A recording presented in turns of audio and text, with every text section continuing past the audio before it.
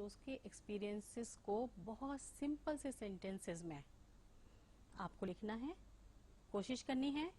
Start करेंगे 5 lines least, और थोड़ा ज्यादा लिखेंगे तो 10 लाइन्स लिख पाएंगे। दूसरा काम आप क्या करने वाले हैं, which type of entertaining shows do you find in your villages, try to collect some pictures. आप लोग किस तरह के शोज अपने विलेज में एंजॉय करते हैं, उसके बारे में कुछ पिक्स आपको कहीं पे भी मिलती है न्यूज़पेपर में पुराने में, तो वहां से कट करके पेस्ट करेंगे, और अगर उसके बारे में भी लिख पाते हैं कुछ, वेरी गुड। नेक्स्ट आपको क्या करना है, what are the major differences you see in rural and urban life. कुछ मैंने बताया, कुछ आप लोग पहले से जानते थे कि रूरल लाइफ में और अर्बन लाइफ में स्टाइल डिफरेंट होता है, जीने का तरीका अलग होता है। तो आप लोगों को मैंने बताया, आप जानते थे, उन सबको समराइज करते हुए आपको यहाँ लिख के लाना है। ठीक है, काम सही है, करके लाना है मतलब लाना है, यू हैव टू डू। तो आज हमने क्या क्या पढ़ा, let us conclude. Today we learn to read dialogues with proper pronunciation, expressions and pauses. और क्या पढ़ा हमने, एडजेक्टिव्स पढ़े और हमने अपोजिट्स भी पढ़े। तो मैजिक शो वाले लेसन का आज तक का हमारा जो ये पार्ट था सेशन में कंप्लीट हुआ। हम लोग नेक्स्ट सेशन में फिर से स्टार्ट करेंगे। तब तक के लिए स्टूडेंट्स आप लोग पढ़ते रहिए, खुश रहिए। आइए मिशन प्रेरणा से जुड़कर आप भी बनिए अपने घर के टीचर। अगर आप यूपी सरकार और मिशन प्रेरणा के अंतर्गत स्कूल के व्हाट्सएप ग्रुप में जुड़कर अपने बच्चों को पढ़ाने में मदद करना चाहते हैं तो 9513113166 पर व्हाट्सएप कीजिए।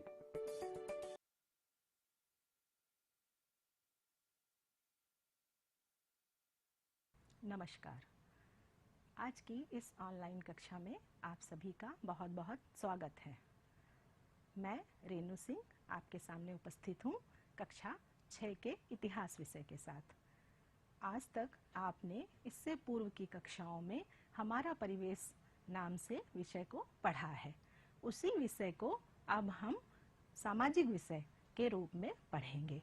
इसमें 2 पुस्तक हैं, एक भूगोल और दूसरा इतिहास, जिनका नाम हमारा इतिहास और नागरिक जीवन और पृथ्वी और हमारा जीवन है। आज की इस कक्षा में हमारा इतिहास और नागरिक जीवन में हम कैसे पता करें कब क्या हुआ था, इतिहास जानने के स्रोत पाठ 1 का अध्ययन करेंगे। तो प्रारंभ करते हैं आज की कक्षा। आज की कक्षा में हम क्या क्या जानेंगे। आज की कक्षा में हम इतिहास विषय के पुरातात्विक महत्व को समझेंगे, इतिहास की तिथियों के प्रारूप को जानेंगे और ऐतिहासिक महत्व के स्रोतों को समझेंगे। पुरातात्विक, इतिहास की तिथियां, ऐतिहासिक महत्व के स्रोत, ये नए शब्द है ना, इन शब्दों से आज मैं आपको भली भांति परिचित कराऊंगी। तो आरंभ करते हैं। आपको ये चित्र दिख रहा होगा, ये इस चित्र से आपको क्या समझ में आ रहा है, ये किसी पुराने खंडहर या पुरानी इमारत का अवशेष है। इसमें आपको बहुत सारी ऐसी वस्तुएं देखने को मिल रही होंगी जिनसे आप पता कर पा रहे हैं कि ये किसी पुरानी इमारत का ही अवशेष है। इस प्रकार की कहानियां आपने अपने नाना नानी, दादा दादी आदि से बहुत सुन रखी होंगी। इस प्रकार की कक्षा में हम आज इतिहास में इन्हीं सब वस्तुओं के बारे में जानेंगे। इस प्रकार आपने अपने अड़ोस पड़ोस में भी या कहीं आप घूमने गए होंगे, वहां इस प्रकार के खंडहरों को आपने अवश्य देखा होगा। इनको हम किस प्रकार जान सकते हैं, इनसे हमें क्या क्या पता चलता है, यही हमारे आज के कक्षा 1 जो है इतिहास कक्षा 6 का जो पाठ है उसमें हम अध्ययन करेंगे। कक्षा 6 के पाठ 1 में अध्ययन करेंगे कैसे हम इतिहास की वस्तुओं को जान सकते हैं और हम इतिहास की चीजों को कैसे पता लगा सकते हैं। जैसे अभी आपने चित्र देखा था, इससे पूर्व के चित्र में आपने पता किया था ना कि कैसे खंडहर दिख रहा है, उससे हम क्या क्या वस्तुओं के बारे में जान सकते हैं। इसके बारे में मैं आपको ऐसे समझा सकती हूँ कि अतीत के लोगों के जीवन के विषय में हमें जानकारी उनके द्वारा छोड़ी गई वस्तुओं जैसे मिट्टी के बर्तन, खिलौने, हथियारों तथा औजारों द्वारा मिलती हैं। इन वस्तुओं को पुरातत्ववेत्ता भूमि के अंदर से खोद कर प्राप्त करते हैं। खुदाई से प्राप्त तथ्यों और साक्ष्यों का अध्ययन कर बीते समय की जानकारी देते हैं। अब एक नया शब्द आया ना, पुरातत्ववेत्ता, ये क्या होता है? आइए इस पर बात करते हैं। प्राचीन काल में मानव द्वारा प्रयोग में लाई गई वस्तुओं, निर्मित मंदिरों एवं इमारतों आदि के अवशेषों का अध्ययन पुरातत्व विज्ञान कहलाता है। और इनका अध्ययन करने वाले पुरातत्ववेत्ता, अर्थात पुरातत्व से है शाब्दिक अर्थ निकलता है। पुरा का मतलब होता है पुराना और तत्व का मतलब वस्तुएं, अर्थात प्राचीन वस्तुएं जो हमें खुदाई के दौरान प्राप्त हुई हैं, उनका अध्ययन करना पुरातत्व कहलाता है। और जो इनका अध्ययन करते हैं वो पुरातत्ववेत्ता। जैसे आप शिक्षा ग्रहण करते हैं तो आप शिक्षार्थी कहलाते हैं, इसी प्रकार ये पुरातत्ववेत्ता कहलाते हैं। तो पुरातत्ववेत्ता जो पुराने समय से इतिहास की चीजों को खोद कर हमें बताते हैं, उन्हीं के माध्यम से हम इतिहास की समस्त जानकारियां प्राप्त करते हैं। तो हम कह सकते हैं कि इतिहास बीते हुए समय के लोगों को जानने का एक साधन मात्र है, अर्थात इतिहास एक नया विषय है आपके लिए। और इसके बारे में आपको इतने रोचक तथ्य आगे पढ़ने को मिलेंगे कि आपको इतिहास एक अच्छा विषय लगेगा। तो आइए प्रारंभ करते हैं इस नए एक इतिहास विषय को और आपके पहले पाठ को। अच्छा, इतिहास के बारे में हम कैसे पता लगा सकते हैं, उनको किन किन स्रोतों से जान सकते हैं, इन सभी विषय में हमारा ये पाठ हमें भली भांति समझाएगा। इन पे जो पुरातत्ववेत्ता जो सामग्री उपलब्ध कराते हैं हमें, उन्हीं के आधार पर हम इतिहास के समय को भागों में बांट सकते हैं। जैसे कि आप देख रहे हैं 3 भागों में बांटा गया है, अर्थात जब खुदाई के दौरान हमको वस्तुएं प्राप्त होती हैं, उनमें कुछ वस्तुएं ऐसे होती हैं जैसे हथियार, औजार, खिलौने, मिट्टी के बर्तन या लेख। लेख से तात्पर्य है जो हमको लिखित मात्रा में प्राप्त हुआ है, अर्थात जैसे आपकी पुस्तक है ना, इसी प्रकार से खुदाई के दौरान कुछ हमको लेख के रूप में वस्तुएं प्राप्त हुई हैं। उन पर लिखी हुई सामग्री के आधार पर हम उनके समय को जान सकते हैं। उस सामग्री के आधार पर हमने उनको 3 भागों में विभाजित किया है, जैसा कि आप देख ही रहे हैं। सबसे पहला है पूर्व प्रागैतिहासिक काल, अर्थात यह वह समय है जिसमें लिखित साक्ष्य अनुपलब्ध हैं, अर्थात एक ऐसा भी समय था जिसमें कोई भी लिखित सामग्री हमको प्राप्त नहीं हुई है। इसका मतलब यह हुआ कि सामग्री तो खुदाई के दौरान प्राप्त हुई है, लेकिन उस पर कुछ भी लिखा हुआ अंकित नहीं था। तो आप भली भांति समझ गए होंगे, पूर्व प्रागैतिहासिक काल वह काल है जिसमें लिखित साक्ष्य अनुपलब्ध है। दूसरे नंबर पर आता है हमारा आद्य ऐतिहासिक काल। यह वह समय है जिसमें हमें खुदाई के दौरान कुछ वस्तुएं प्राप्त हुई हैं, कुछ लेख प्राप्त हुए हैं, लेकिन वो अपठनीय है, अर्थात उन पर जिस भाषा में लिखा हुआ है उनको हम नहीं जान सकते, यानी वो भाषा पढ़ने योग्य नहीं है, या वह ऐसी भाषा है जिसका हमको अभी तक ज्ञान प्राप्त नहीं हुआ है। तो नंबर 2 था हमारा आद्य ऐतिहासिक काल। तीसरा काल है हमारा ऐतिहासिक काल, जिसके विषय में लिखित व पठनीय साक्ष्य उपलब्ध है, अर्थात हमको ऐसी खुदाई के दौरान लेख मिले हुए हैं जिन पर कुछ लिखा हुआ है और उसको हम पढ़ भी सकते हैं, अर्थात हम इतिहास में जो समय बीत चुका है उसके बारे में हम भली भांति जान सकते हैं कि उस समय पे क्या व्यवस्था थी, समाज कैसा था, या उस समय की विशेष परिस्थितियों से हम भली भांति उन लिखित सामग्री के द्वारा जान सकते हैं। अच्छा, एक बात आपको सोचा आपने कभी, एक बात दिमाग में आती होगी आपके कि आपने उस समय, आज तो कागज है, जब उस समय कागज नहीं चलता था तो लोग कैसे लिखते होंगे, किसको उन्होंने अपना लेख आधार माना होगा। तो हम ये जानते हैं कि प्राचीन काल में मानव ने कागज की जब उपलब्धता नहीं थी तब उसने अपना लेखन कार्य दूसरे सामग्रियों पर किया।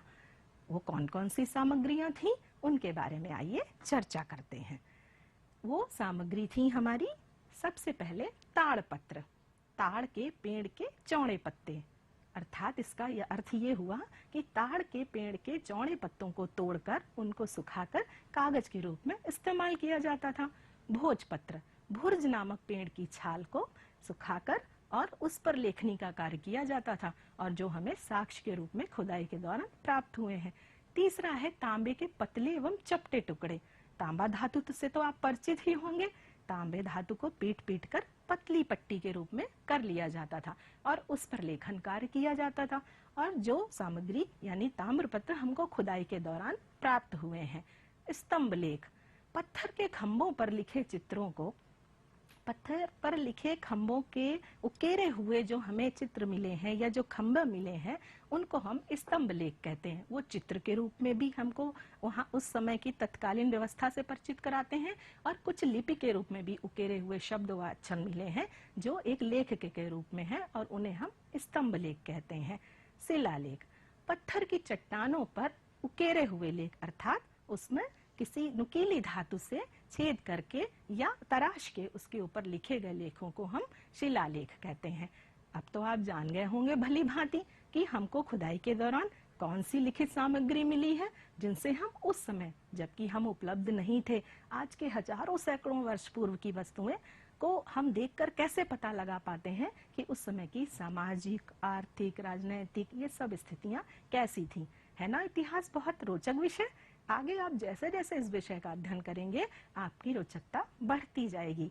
आप सोचिए, अगर आपको खुदाई के दौरान किसी हजारों साल पहले का स्तंभलेख प्राप्त हो जाए या भोजपत्र प्राप्त हो जाए, तो उस पर लिखी हुई लिपि को यदि कोई पढ़ सकता हो तो आपको पता लग जाएगा कि उस समय उस पर क्या लिखा गया था और आप आज के वर्तमान युग में रहते हुए भी उस समय की बात को जान पाएंगे।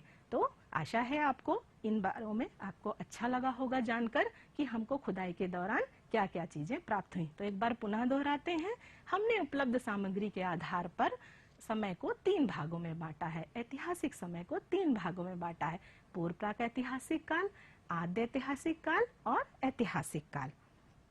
आगे बढ़ते हैं। इनके साथ साथ अभी तो हमने समय का वितरण किया था, अब हम इतिहास जानने के स्रोतों का वितरण करेंगे, अर्थात ऐसे कौन कौन से स्रोत हैं जिनसे हम इतिहास का पता लगा सकते हैं।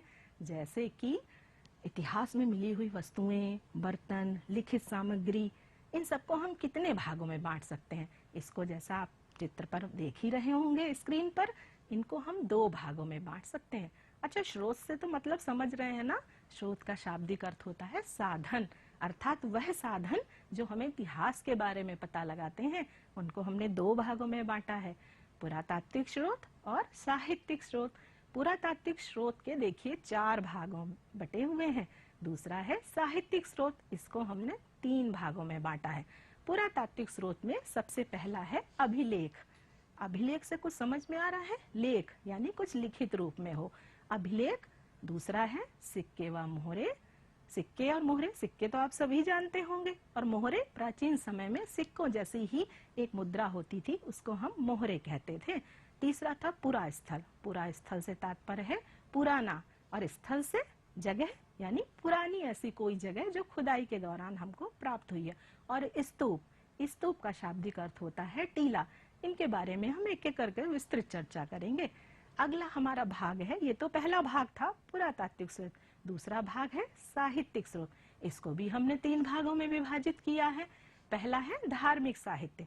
धर्म तो आप जानते हैं, आप सभी पूजा करते हैं, तो आपकी पूजा विधियों, पूजा के बारे में जानकारी, हमारे आराध्यों के बारे में जानकारी, हमारे धर्म के बारे में जानकारी हमें इन्हीं धार्मिक ग्रंथों से मिली है। दूसरा है धर्मेत्तर साहित्य। धर्मेत्तर साहित्य वह होते हैं जो धार्मिक साहित्य से अलग होते हैं, जैसा कि आप अपनी स्क्रीन पर देख ही रहे होंगे। विदेशी यात्रियों के वृत्तांत। जब कुछ राजा प्राचीन समय में राज्य करते थे, उनके शासन काल में कुछ विदेशी यात्री भी आए और उन्होंने राजा से प्रसन्न होकर उनकी पूरी सामाजिक और शासन व्यवस्था पर उनकी प्रशंसा में कुछ अच्छे अच्छे ग्रंथ लिखे, अपनी यात्रा संबंधी सारी बातों को लिखा, वृत्तांत लिखे। उन्हीं से हमें उस राजा या उस सम्राट के विषय में, उसके सामाजिक, आर्थिक और राजनीतिक ढांचे के विषय में समस्त जानकारी हमें इन्हीं साहित्यिक स्रोतों से प्राप्त होती है। अब हम इनका एक एक कर अध्ययन करेंगे। सबसे पहला कौन सा है? पुरातात्विक स्रोत। आइए जानते हैं पुरातात्विक स्रोत के एक एक भाग के बारे में विस्तृत चर्चा करते हैं। पहला है हमारा अभिलेख। अभिलेख पत्थर अथवा धातु जैसी कठोर सतह पर उत्कीर्ण किए गए लेख होते हैं। आप चित्र में देख ही रहे होंगे। अशोक के रुम्मिनदेई अभिलेख का यह अंश है। यह हमें लुम्बिनी, जो अब नेपाल में स्थित है, वहां से प्राप्त हुआ है। इसमें सम्राट अशोक ने यह घोषणा की थी कि लुम्बिनी में उपज का 8वां भाग कर के रूप में लिया जाएगा। यह लिपि आपको पढ़ने में नहीं आ रही होगी, ये उस समय की प्रचलित लिपि है, लेकिन इस पर यही हिंदी में हम इसको समझते हैं तो यही लिखा हुआ है कि जो भी किसान अपनी फसल का उगाएंगे उसका 8वां हिस्सा राजा को कर के रूप में देंगे, जिससे वहां की प्रशासन व्यवस्था चल सके। तो अभिलेख से आप समझ गए होंगे ना, अभिलेख किसे कहते हैं? खुदाई के दौरान पुरातत्ववेत्ताओं को ऐसे अभिलेख मिले हैं जो पत्थर अथवा धातु जैसी कठोर सतह पर लिखे गए हैं। तो अभिलेख का अर्थ तो आप समझ ही गए होंगे ना। आइए अगले हमारे दूसरे बिंदु पर चर्चा करते हैं। दूसरा बिंदु है सिक्के और मोहरे। आपने सबने सिक्के तो देखे ही होंगे। इस समय प्रचलन में जो भी सिक्के हैं 10 का, 5 का, उनसे तो आप भली भांति परिचित होंगे। उसमें आज के वर्तमान समय के हमारी कुछ ऐसे चित्र अंकित हैं जिनसे हम उनके बारे में जान सकते हैं। इसी प्रकार ये खुदाई से प्राप्त सिक्कों से तत्कालीन शासक तथा उसके समय का पता चलता है। इन सिक्कों की बनावट से हम उस समय की कला तथा सिक्कों की धातु से आर्थिक स्थिति का आकलन कर सकते हैं। जैसे आप पहला ये देख रहे होंगे, इस पर गुप्त शासक काल के कुमार गुप्त नामक जो राजा था, उसकी तस्वीर इस पर अंकित है, अर्थात उकेरी गई है और वो घोड़े पर बैठा हुआ है। इसका मतलब यह है कि वो बहुत अच्छा घुड़सवार था। और कुमार गुप्त के बारे में ये बहुत प्रचलित बात है कि बहुत अच्छा घुड़सवार था। और एक चीज और ध्यान से देखिए, ये मुद्रा है, ये स्वर्ण मुद्रा है, अर्थात गुप्त काल में सोने धातु का चलन हो चुका था। जैसे आज जो सिक्के चलते हैं वो सोने धातु के हैं, नहीं ना? इसी प्रकार अर्थात आज स्वर्ण धातु हमारी प्रचलन में सिक्कों के रूप में नहीं है, केवल जवाहरात के रूप में या आभूषणों के रूप में हम स्वर्ण धातु का वर्तमान समय में प्रयोग करते हैं। लेकिन गुप्त काल में हमारी व्यवस्था कितनी समृद्ध थी कि सोने के सिक्के प्रचलन में थे और उन्हीं से व्यापार होता था। तो स्वर्ण मुद्रा से हम क्या क्या जान सकते हैं? यही कि उस पर अंकित जो भी चित्र है उससे हमने ये जाना कि राजा बहुत अच्छा घुड़सवार था और उस समय स्वर्ण मुद्रा प्रचलन में थी। राजा आभूषण पहने हुए है, बहुत अच्छा वो कुशल अस्त्र भी उसके पास में है। आप देख सकते हैं उसके हाथ में धनुष दिया हुआ है। इसी प्रकार अगला जो हमारा है ये है मोहर। आप देख रहे होंगे ना, सिक्के के पास में एक चित्र बना हुआ है जिस पर एक पशु का चित्र अंकित है। ये हड़प्पा की खुदाई से प्राप्त हुआ। हड़प्पा भी एक प्राचीन नगर था और वहां की ये मोहर हमको मेसोपोटामिया से प्राप्त हुई है। मेसोपोटामिया का व्यापार हड़प्पा से होता था और ये मोहर व्यापार के वजह से मेसोपोटामिया तक पहुंची। तो हमने उस समय इन दोनों मोहर और सिक्कों से ये जाना कि पुरानी प्राचीन व्यवस्था में कितनी समृद्ध था कि स्वर्ण मुद्राएं चलन में थी, राजा बहुत अच्छा घुड़सवार था और व्यापार मेसोपोटामिया से होता था। इतनी बातें हमने इन सिक्कों से जानी। अर्थात पुरानी चीजों, जो भी वस्तुएं हमें खुदाई से प्राप्त होती हैं, उससे हम उस समय की यानी तत्कालीन शासक की, तत्कालीन समाज की बहुत सारी बातों को जान सकते हैं। आइए अब बात करते हैं हमारे दूसरे भाग पुरा स्थल पर। पुरा स्थल पुराना और स्थल से जगह, जैसे अभी मैंने आपसे चर्चा की थी कि पुरा स्थल पुराना स्थान। खुदाई करते समय हमें ऐसे बहुत सारे पुराने स्थान प्राप्त हुए हैं। खुदाई के दौरान पूरे पूरे नगर मिले हैं हमें। उनमें ही एक ये बहुत महत्वपूर्ण है धौलावीरा। ये हड़प्पा सभ्यता का गुजरात में प्राप्त एक पुरा स्थल है। यहाँ से हड़प्पा कालीन नगर निर्माण योजना, जल निकास प्रबंध आदि के साक्ष्य प्राप्त हुए हैं। और जैसा कि आप मानचित्र में देख ही रहे हैं, ये गुजरात नगर कहाँ पर स्थित है, आप सब भली भांति परिचित होंगे। पुरा स्थल धौलावीरा एक महत्वपूर्ण स्रोत है। इसी प्रकार के बहुत सारे पुरा स्थल हमें खुदाई के दौरान प्राप्त हुए हैं। और एक बात और ध्यान देने योग्य है, ये जो जितने भी पुरा स्थल हैं या किसी न किसी जल स्रोत के किनारे स्थित हुए हैं। इसका तात्पर्य यह है कि जल ही जीवन है। अर्थात जितनी भी सभ्यताएं हमें खुदाई के दौरान पुरा स्थल के रूप में अवशेष प्राप्त हुए हैं, वो सभी जल स्रोतों के आसपास ही स्थित मिले हैं। तो दूसरा हमारा पुरातात्विक महत्वपूर्ण स्रोत कौन सा हुआ?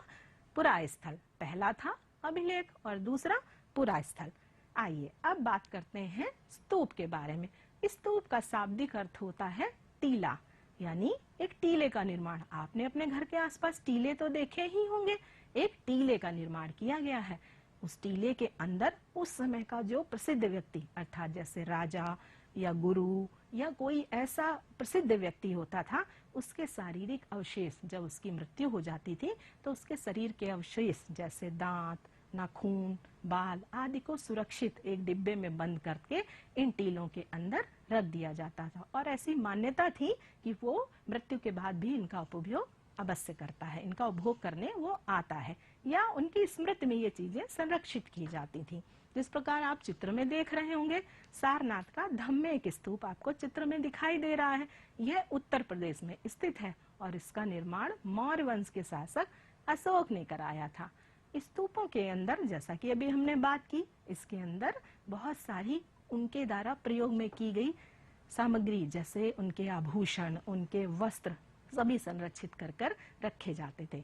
महात्मा बुद्ध, इनका नाम तो आपने सुना होगा, जिन्होंने बौद्ध धर्म चलाया, उन्होंने सर्वप्रथम सारनाथ में अपना प्रथम उपदेश दिया था। तो ये सारनाथ का धम्मेक स्तूप आपको दिखाई दे रहा है। अगली चर्चा हम करते हैं साहित्यिक स्रोत पर। आपको सामने एक तालिका दिखाई दे रही होगी जिस पर पुस्तक का नाम, लेखक का नाम और काल विवरण दिया हुआ है। कौन कौन से साहित्यिक स्रोत थे? साहित्य से मतलब समझते हैं ना लिखित मात्रा में, जो भी हमको लिखित रूप में चीजें प्राप्त हो रही हैं वो सभी साहित्य के अंतर्गत आती हैं। चाहे वो हमारी कविताएं हो जैसे कि आप अपनी हिंदी की पुस्तक में पढ़ते हैं, चाहे वो गद्य हो या पद्य रूप में हो अर्थात गाए जाने वाला हो या पढ़ा जाने वाला, उन सभी को हम साहित्यिक स्रोत के अंतर्गत रखते हैं। जैसे हमारा पहला है पुस्तक का नाम। कौन कौन से पुस्तकें हमें प्राप्त हुई थी जो धार्मिक साहित्य के अंतर्गत आती थी? इस तालिका को भी आप देख रहे हैं ना, 3 भागों में विभाजित किया गया है। 3 खड़ी लाइनें हैं और 3 बेड़ी बेड़ी लाइनें।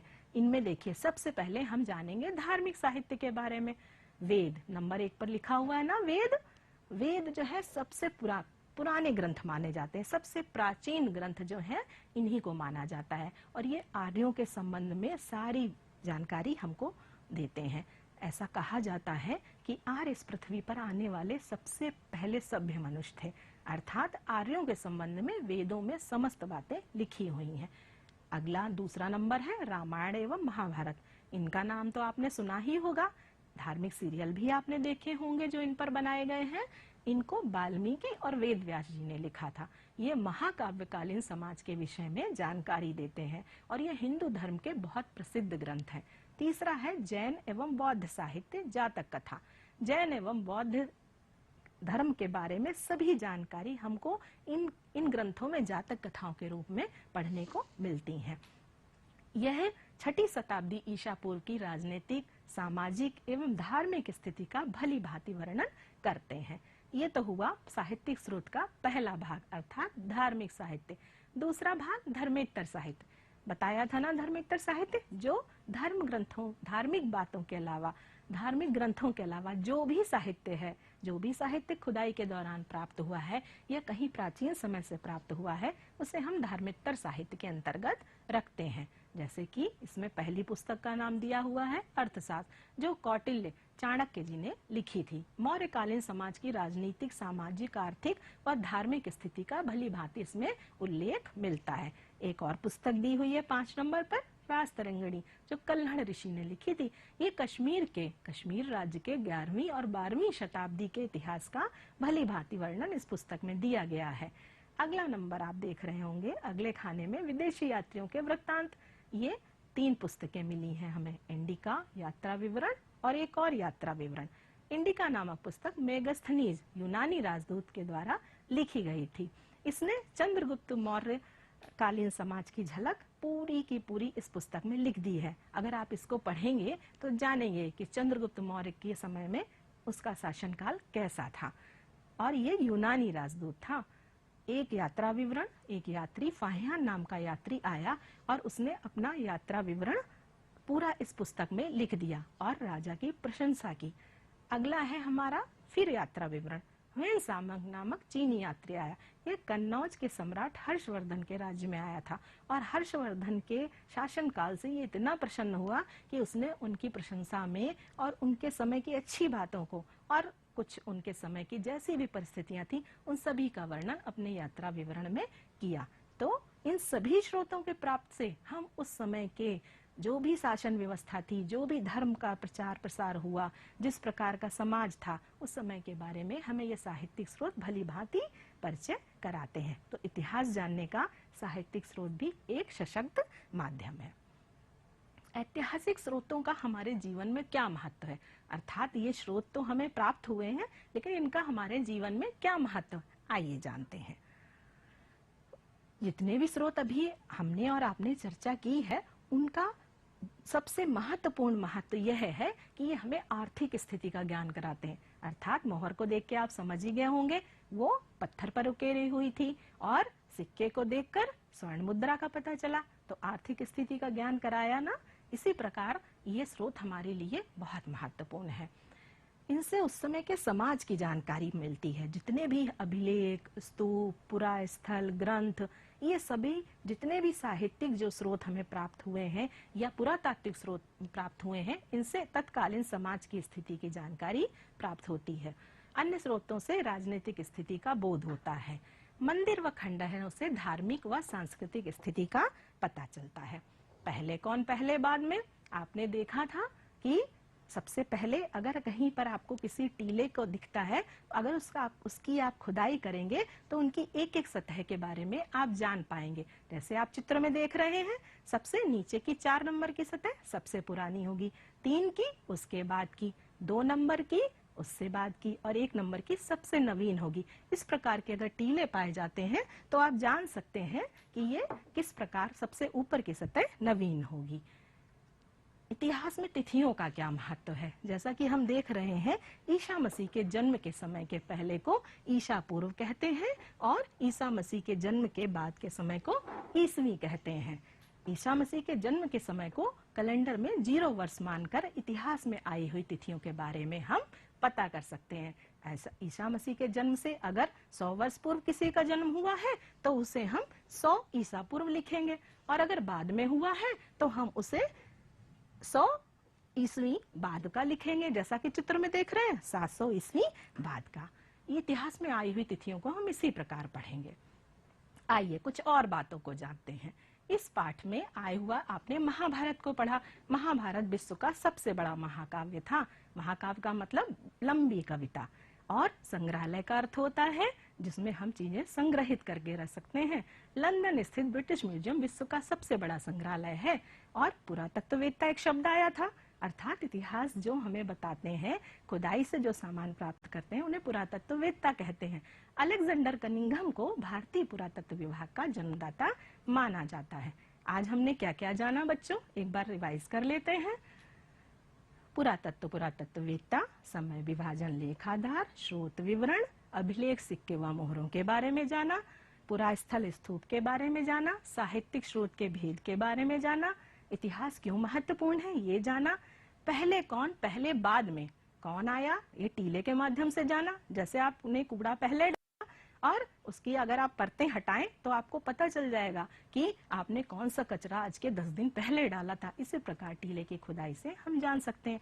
इतिहास की तिथियों, ईसा मसीह के जन्म के पहले के वर्ष को ईसा पूर्व और बाद के वर्षों को ईसवी के रूप में जानेंगे। इतिहास में जहां भी आपको तिथियां लिखाई मिले, अगर वो ईसा पूर्व लिखा हुआ है तो आप समझ जाइएगा कि ये ईसा मसीह के जन्म से पूर्व की बात कह रहे हैं, और बाद की हो तो उसको ईसवी में लिखेंगे। अब आज का अभ्यास कार्य।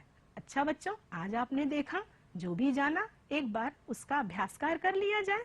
आपको 2 जोड़े बने हुए हैं, एक है समूह का और दूसरा है समूह खा। आपको इसको सही जोड़े बनाने हैं। एक जोड़ा मैं आपको बनाकर दिखाती हूँ। पहला क्या लिखा हुआ है, रुम्मनदेई अभिलेख। बताइए दूसरी तरफ के किससे ये मिलेगा, नहीं मालूम? चलिए मैं बताती हूँ। ये मिलता है लुम्बिनी से, रुम्मिनदेई लुम्बिनी से मिलता है। इसी प्रकार के चीनिया, त्रिरास्तरंगड़ी, धौलावीरा, अर्थशास्त्र को आपको इससे मिलाना है। ये अभ्यास कार्य आप घर जाकर जरूर करेंगे, इसको सब लोग नोट कर लें। अच्छा, अब आती बात गृह कार्य। कुछ आप अपने घर जाकर भी करेंगे। आपके गांव अथवा शहर का नाम कैसे पड़ा, ये आप अपने घर जाकर पता लगाएंगे। आप भी इतिहासकार बनेंगे ना। इतिहास विषय बहुत रोचक है। आपके गांव की कौन कौन सी वस्तुएं प्रसिद्ध हैं, ये भी आपको पता लगाना है। और वहाँ के निवासियों का प्रमुख व्यवसाय क्या था, ये भी आप पता लगा के और अपनी नोटबुक में नोट करेंगे। और कैसा लगा आज का पाठ? इतिहास के बारे में पढ़ के मजा आया होगा ना? तो आपको इतिहासकार बनना है, आपको अपने गांव की छोटी छोटी चीजें पता कर छोटे छोटे इतिहासकारों के रूप में इतिहास विषय को पढ़ना है और उसकी रोचकता को समझना है। आशा है आपका आज का पाठ आपको अच्छा लगा होगा। अगली कक्षा में मैं नए पाठ के साथ फिर उपस्थित होंगी। धन्यवाद। एक्सपर्ट्स का ये मानना है कि शुरुआत के 10 साल बच्चों के मानसिक विकास के लिए बहुत ही महत्वपूर्ण होते हैं। इस समय मैं उन्हें सिंपल से सिंपल चीजें सिखा सकता हूँ, जैसे कि बोलना, नए शब्द सिखाना, पढ़ना, गिनती करना या कलर्स की पहचान करना बहुत ही अहम है। बच्चे जिस दिन जल्दी सीखना शुरू करें उतने ही उनके मानसिक और शारीरिक विकास के लिए फायदेमंद होता है। इसलिए मैं और मेरी वाइफ प्रियंका मेरे बच्चों के घर के टीचर्स हैं और उत्तर प्रदेश गवर्नमेंट के मिशन प्रेरणा प्रोग्राम के सदस्य भी। मिशन प्रेरणा से पेरेंट्स और टीचर्स के लिए बच्चों को पढ़ाने में मदद मिलती है। उनके मानसिक विकास के लिए काफी सारी मनोरंजन एक्टिविटीज टीवी, रेडियो या फोन के माध्यम से पेरेंट्स को भेजी जाती है। हर स्कूल के टीचर्स भी पेरेंट्स को मिलके या फोन पर पढ़ाई के लक्ष्य और तरीके सिखाते हैं। देश के कई एक्सपर्ट टीचर्स मिशन प्रेरणा से जुड़े हैं।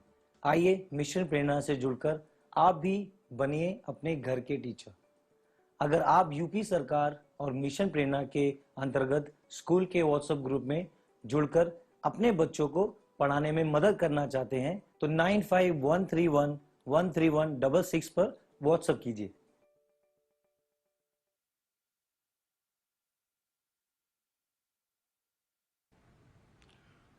गुड मॉर्निंग चिल्ड्रन, कैसे हैं आप लोग? I hope you all are taking good care of your self in this times of pandemic. सभी लोग अपना अच्छे से ख्याल रख रहे होंगे।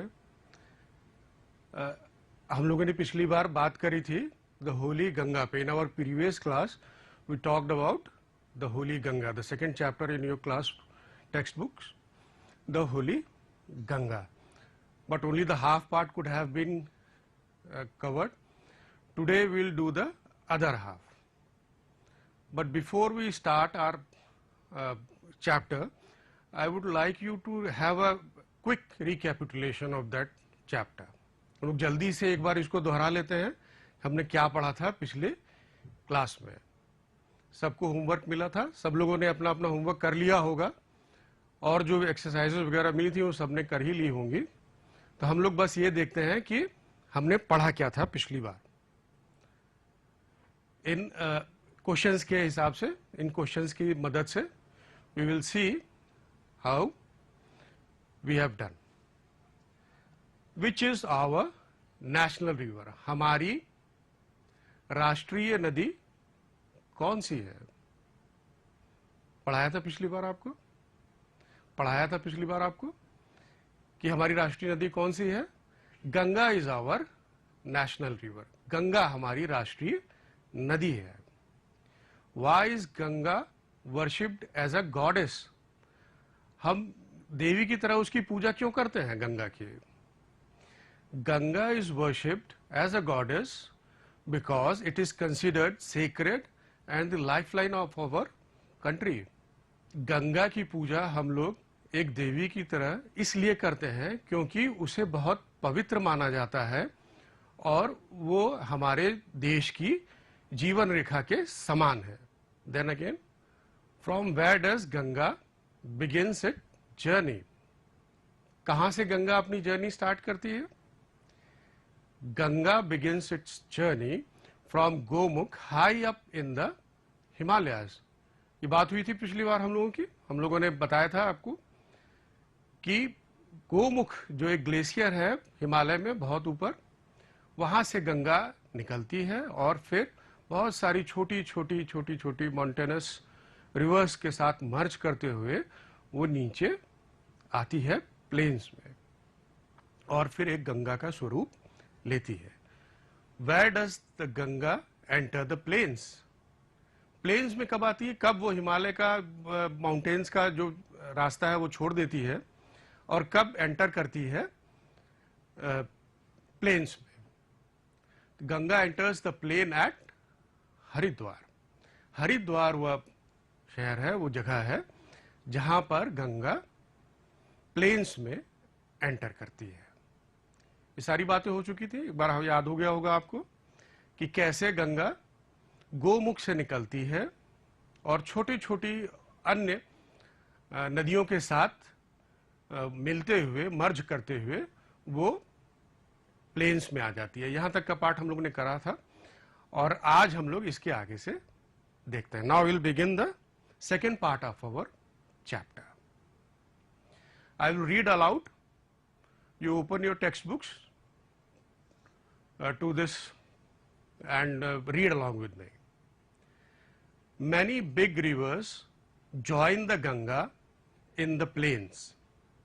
The Yamuna and the Saraswati meet the Ganga at Prayagraj.